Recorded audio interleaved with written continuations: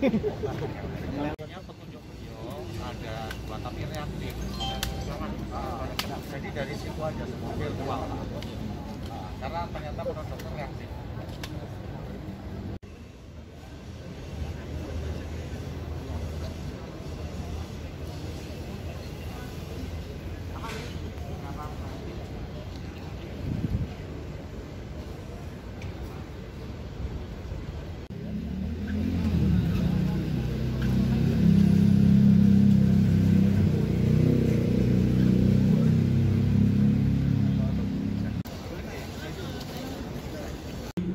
Dan Sumatera Utara dengan catatan dari kasus narkoba di Dumai, Riau, kemudian yang dilakukan pada tanggal 5 November 2020, petugas BNN RI melakukan pengejaran dan penangkapan pelaku SRF di wilayah Sungai Tanjung Leban, Bengkalis, Riau, serta menangkap kontrolernya atas nama Ricky alias Ninja di Lapas Bengkalis, Riau dengan barang bukti sabu sebesar 52,09 kg.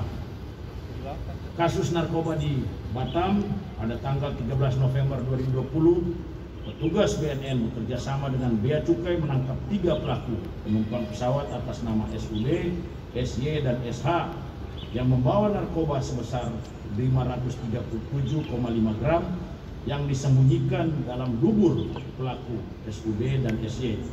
Sedangkan untuk pelaku SH alias Mong ditangkap di Lapas Barelang.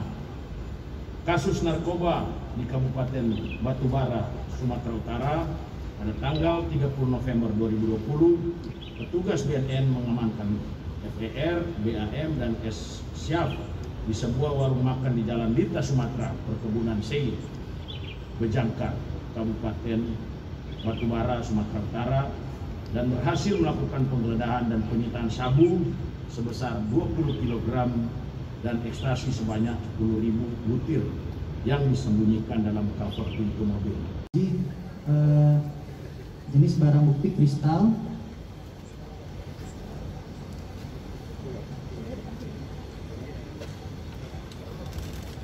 kristal metamfetamin dan jenis tablet.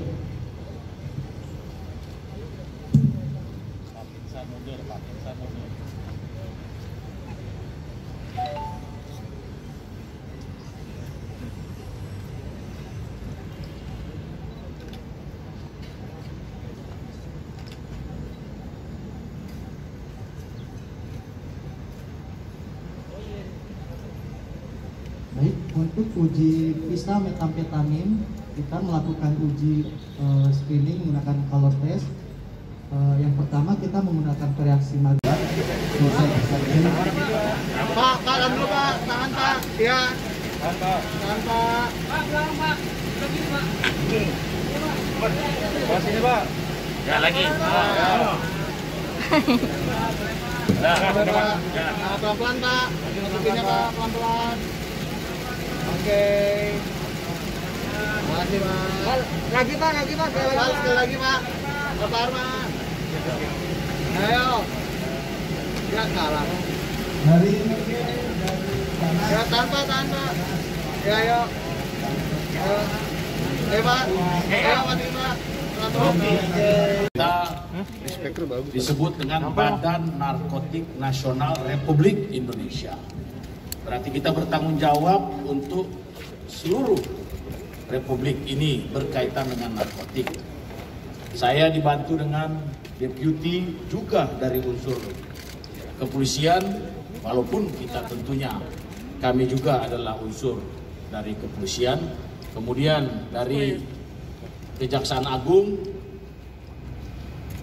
saya sudah katakan juga stakeholders yang lain, Bea Cukai, ini banyak sekali yang terlibat.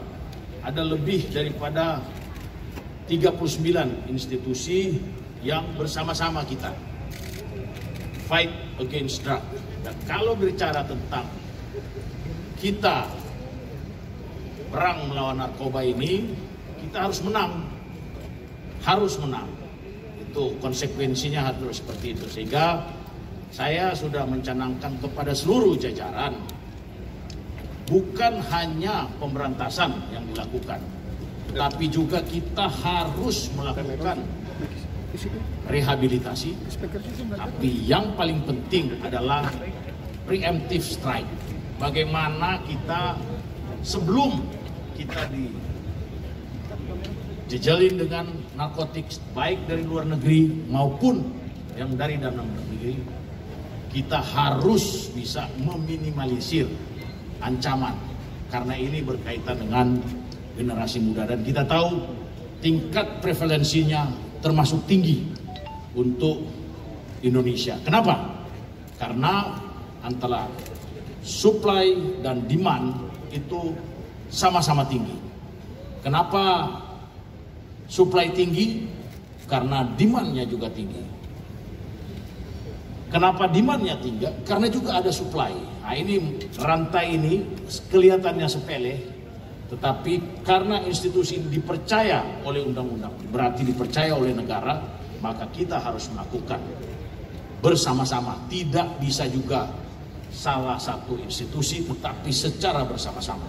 Sehingga selalu dalam kegiatan kita lakukan bersama-sama. Mungkin ada pertanyaan dari rekan-rekan. Kita menerapkan protokol kesehatan. Setiap operasi yang dilakukan oleh Kedeputian Pemberantasan, setiap pulang, sama juga pada waktu saya menjadi Kapolda, itu pasti anggota terpapar. Nah, sehingga saya sudah perintahkan kepada Deputi Rehabilitasi yang juga adalah Kepala Satuan Tugas COVID-19,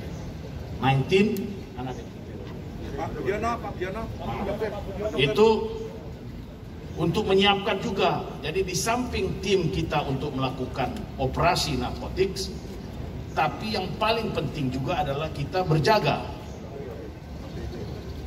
Pada waktu kita melakukan operasi, kita juga harus menjaga keselamatan dan kesehatan daripada anggota. Sehingga hal ini tidak gampang, karena ini yang harus kita lakukan bersama-sama. Juga bekerja sama dengan pemerintah daerah, karena di daerah disiapkan juga dengan kepolisian setempat, karena disiapkan juga fasilitas. Kalau kita tahu bahwa dalam melakukan operasi, apabila anggota juga tidak taat dengan protokol kesehatan, maka akan, walaupun dia sudah ini tetapi karena melakukan operasi, maka akan terjadi kontak itu dengan baik drug dealer maupun dengan para pelaku ataupun para pengguna. Tapi kepada tingkat, jadi hasil observasi dari kita, ya, hasil observasi bahwa memang peredaran di era COVID itu, karena juga termasuk yang tadi pertanyaan tadi, ini operasi cenderung menurun karena kita juga harus memperhatikan keselamatan daripada anggota, tetapi tingkat home clandestine laboratory, jadi mencoba-coba itu juga sedikit ada penambahan, jadi lebih banyak dilakukan. Kemudian berikutnya masuknya juga dari luar negeri, karena juga pembatasan penerbangan dan sebagainya agak menurun. Tapi bukan berarti tidak ada. Justru itu kita lihat hasil operasi ini justru dilakukan pada bulan Desember, coba dilihat. Berarti kan ada peningkatan. Tapi yang paling pokok dari saya adalah menyelamatkan juga anggota-anggota yang bertugas, sehingga resiko. Tetapi kalau kita lihat, kalau kita biarkan sudah dalam era pandemik COVID-19, kemudian ditambah juga pengguna narkoba yang kita tidak kurangi suplainya, kita harus mereduksi suplainya, sehingga kita bisa mencegah bertambahnya demand di tengah masyarakat. Pak, ini ada beberapa target operasi kita yang sudah lama kita lakukan penyelidikan di daerah Kampung Permata atau Kampung Ambon, dan itu memang cukup meresahkan masyarakat karena menurut data dan informasi yang kita terima bahwa banyak sekali para pengguna yang langsung menggunakan di tempat, dan juga itu adalah satu sumber dari peredaran narkoba khususnya di Jakarta. Nah, oleh karena itu pada akhir Desember yang lalu kita lakukan operasi bersama-sama, artinya operasi gabungan. Kemudian kita melakukan penangkapan dan penyitaan. Antara lain adalah barang bukti ini, yaitu ganja, ekstasi, dan sabu. Nah, dari 3 barang bukti ini tentu kita sudah tahu bahwa di sana cukup bervariasi dan cukup banyak barang buktinya. Nah, salah satu residivis yang dulu juga sudah pernah kita tangkap, yang tadi disampaikan, GM, ini juga kita tahan dan sekarang sedang dalam pemeriksaan. Dan kita lanjutkan dengan tindak pidana pencucian uangnya, yang saudara lihat ada 250 juta, dan semuanya sebenarnya 2,5 miliar yang kita sita, termasuk kendaraan yang sedang dilihat oleh Pak Kepala BNN. Oke, mau lihat mobilnya? Tadi sudah Sudah ya. Itu aja. Itu yang Kampung Ambon ya Pak ya? Ya. Kalau misalkan yang tadi yang di Sumatera itu Pak?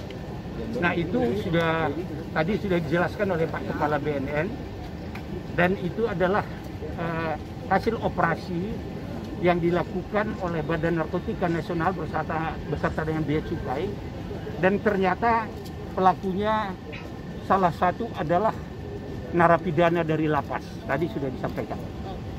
Oke, makasih. Terima kasih sudah nonton. Jangan lupa like, subscribe, dan share ya.